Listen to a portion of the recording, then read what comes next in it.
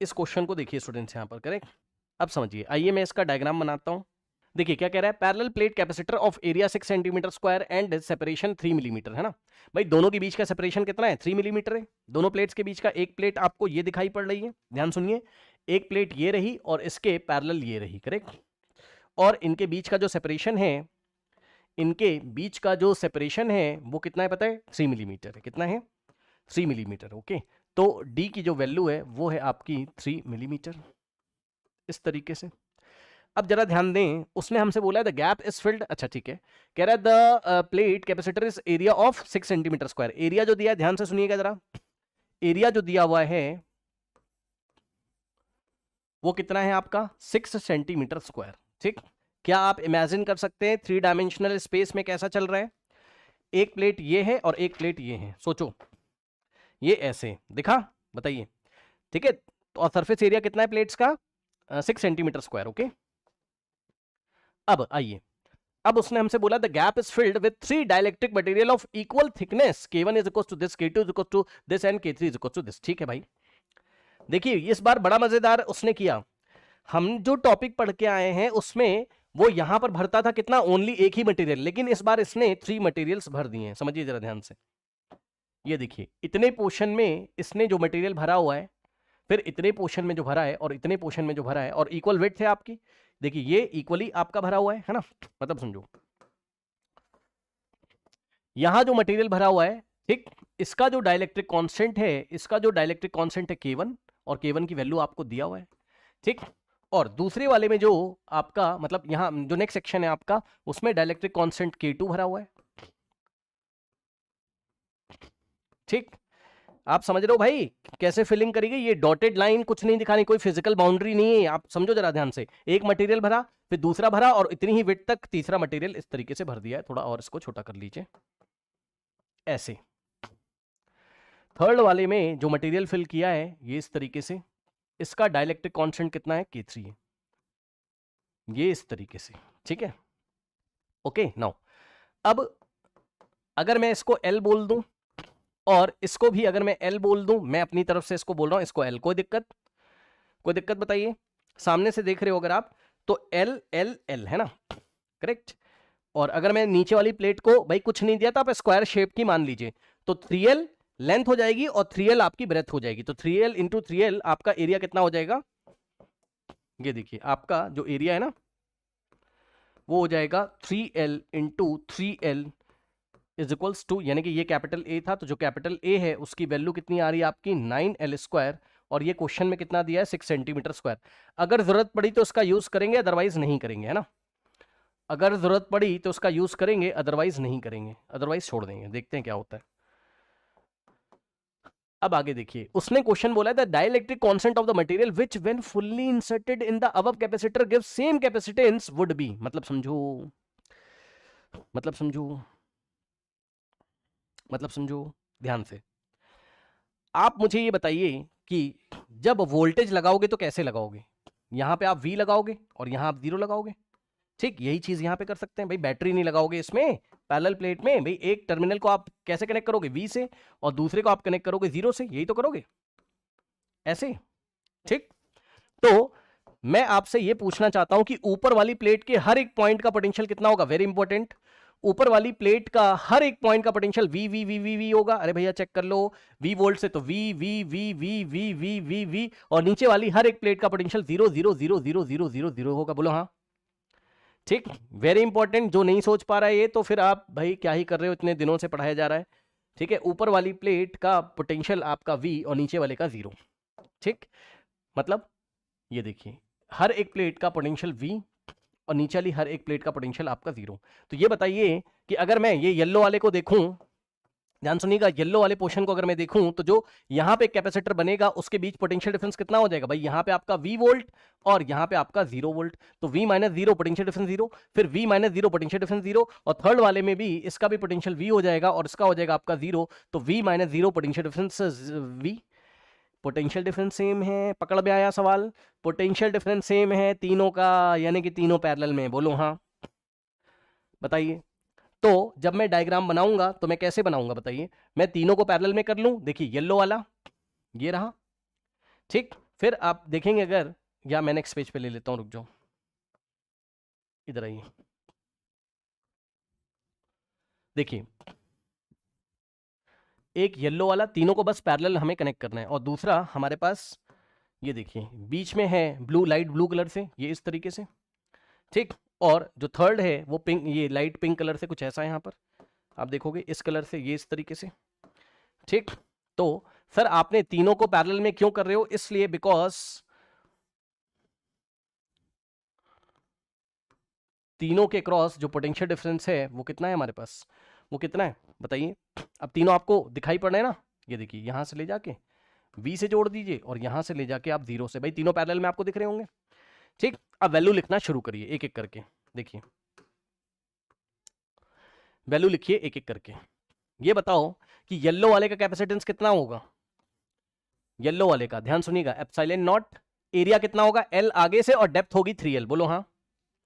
ए आगे से और डेप्थ होगी 3L, कौन नहीं सोच सकता है भैया। देखो अभी मैंने बोला था नीचे वाली प्लेट को स्क्वायर शीट मान लीजिए, तो 3L और ये भी 3L, तो L L L, डेप्थ तो 3L है, तो जो इसका एरिया होगा वो L इंटू 3L होगा। सामने से देखने पर इसकी ये विड्थ L दिखाई पड़ेगी, और जो ये है ब्रेथ या लेंथ जो भी बोलो आप, 3L दिखाई पड़ेगी भाई, L इंटू 3L।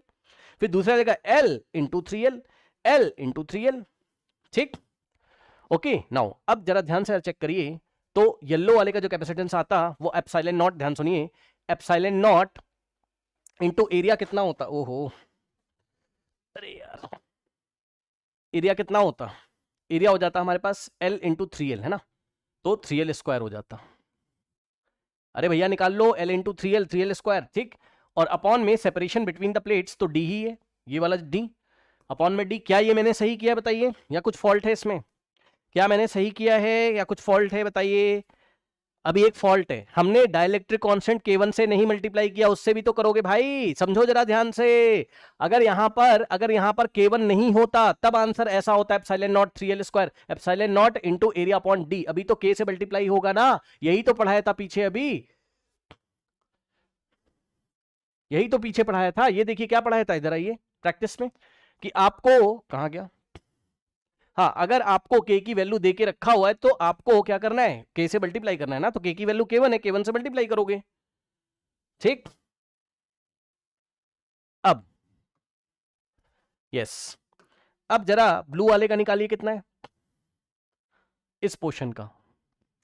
अब कहां करूं, ये देखिए कितना आएगा बताइए, इसका भी देखिए एप्सिलॉन नॉट इनटू इसका भी एरिया वही हो जाएगा 3L square divided by separation between the plates, और इसको मल्टीप्लाई करोगे K2 से, और फाइनली यहां पर अगर इसका आप करोगे तो आएगा एप्सिलॉन नॉट, एरिया इसका भी 3L square divided by D, और मल्टीप्लाई करोगे इसको K3 से, ठीक। अब सुनो, ये तीनों आपके किस में हैं, ये तीनों आपके किस में हैं, पैरेलल में है ना, बताइए। तो अगर पैरेलल में है तो ऐड हो जाएंगे, ये सुनो, पैरेलल में है भाई, येलो वाले को हमने C1 बोला, ठीक, ब्लू वाले को हमने C2 बोला, और ये जो लाइट पिंक कलर का है इसको हमने C3 बोला, इसको, ठीक। ये देखिए यहां से ये मेरे पास कितना है, कैपेसिटेंस 3 है, ठीक है, और ये मेरे पास है कैपेसिटेंस 2, C2A, ठीक, C2 संभाल लेना, C2 लिखा हुआ है, और ये मेरे पास है C1 है, ठीक है, करेक्ट। अब ये बताओ भाई तीनों पैरेलल में लगे, पैरेलल का कॉन्सेप्ट समझ में आया, क्योंकि पोटेंशियल डिफरेंस सेम है इसलिए पैरेलल में है, समझे, तो पैरेलल में तो ऐड हो जाता है डायरेक्ट, मतलब समझो। यहां पर देखिए जो C इक्विवेलेंट आएगा तीनों का, C इक्विवेलेंट जो आएगा, या मैं कलर इस तरीके से, रुको, यस, C इक्विवेलेंट जो आएगा वो हो जाएगा simply C1 plus C2 plus C3 हो जाएगा, मानते हो कि नहीं। लेकिन उसने क्या बोला, उसने क्या बोला, सवाल पढ़ो, उसने कहा the dielectric constant of the material which when fully inserted in the above capacitor gives capacitance would be, give same capacitance would be. इस लाइन को पढ़िए ध्यान से, सुनो, वो कह रहा है ना ना ना ना, K1 मत भरो, K2 मत भरो, K3 मत भरो, अगर इसकी जगह हम केवल एक सिंगल मटेरियल भर दें, ध्यान सुनिए, उसने हमसे कहा कि इस K1 K2 K3 की जगह 3 मटेरियल्स की जगह अगर हम एक सिंगल मटेरियल इस तरीके से फिल कर दें, यहां पर ये सिंगल मटेरियल फिल कर दें जिसका डाइलेक्ट्रिक कांस्टेंट मान लीजिए K इक्विलिब्रियम है, तो वो निकाल के बताओ। फिर से क्वेश्चन सुनो भाई, K1 K2 K3 की जगह अगर हम K इक्विलिब्रियम इसमें अगर हम फिल कर दें इस तरीके से, एरिया वही रहेगा आपका, ठीक, सेपरेशन बिटवीन द प्लेट्स वही रहेगा, वोल्टेज आपका वही रहेगा, पोटेंशियल डिफरेंस आपका वही रहेगा, यहां से यहां आपका 3L आपका वही रहेगा, करेक्ट। तो कह रहा है कि ये कैपेसिटर उसी तरीके से कैपेसिटेंस शो करना चाहिए जितना ये तीनों पैरेलल में होके कर रहे हैं। मतलब समझो, देखो मैं ये कहना चाहता हूं कि इन तीनों को हटा के हमें एक ऐसे कैपेसिटेंस के बारे में सोचना है, ठीक, सी इक्विलिब्रियम, ठीक, और इसमें जो मटेरियल अंदर भरा हुआ है इस बार उसका डाइलेक्ट्रिक कांस्टेंट के इक्विलिब्रियम है और यही हमें निकालना है। के इक्विलिब्रियम नहीं, आई एम वेरी सॉरी, के इक्विवेलेंट, इक्विलिब्रियम बोल रहा हूं केमिस्ट्री का, के इक्विवेलेंट, ओके, ठीक है। अब सुनो, ये बताओ कि के इक्विवेलेंट कितना आएगा, सॉरी के इक्विवेलेंट कह रहा हूं, यहां से आइए, सी इक्विवेलेंट कितना आएगा, फॉर्मूला तो आपका यही रहेगा, क्या, एप्सिलॉन नॉट। अब सुनो, एरिया की जगह कितना लोगे, हेलो, अब एरिया की जगह कितना लेंगे, 3L इंटू 3L, बात समझ में आ रही कि नहीं, बताइए भाई। बीच में मटेरियल डाला जिसका डाइलेक्ट्रिक कांस्टेंट कितना है, के इक्विवेलेंट है, और लेंथ इसकी 3L और विड्थ इसकी 3L हो जाएगी, 3L इंटू 3L ही तो होगा इस बार, ठीक। तो यहां से देखोगे तो इस बार एरिया की जगह हो जाएगा 9L² और डिवाइडेड बाय D, लेकिन मल्टीप्लाई करेंगे किससे, के इक्विवेलेंट से, जो हमें निकालना है। इस के इक्विवेलेंट की ही वैल्यू उसने हमसे पूछी हुई है, ठीक।